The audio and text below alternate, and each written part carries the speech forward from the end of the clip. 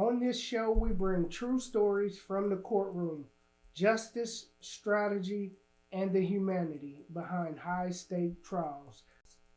You know, Chris, I started at the public defender's office for the first 5 years, and I've gotten into all kinds of debates with other lawyers about this, but I really believe that working at the public defender's office is probably the best training ground for any young lawyer that wants to practice criminal law, whether you're going to end up being in private practice or a prosecutor. I think it's just the best place to start.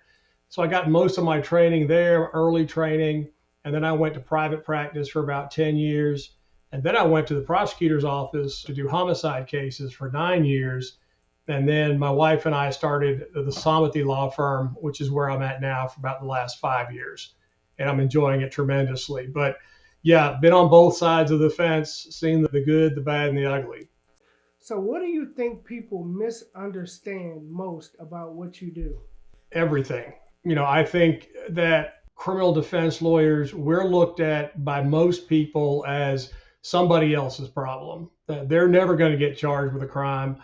Their family's never going to be charged with a crime. Their kids are never going to be charged with a crime. So it's something that's going to happen to somebody else.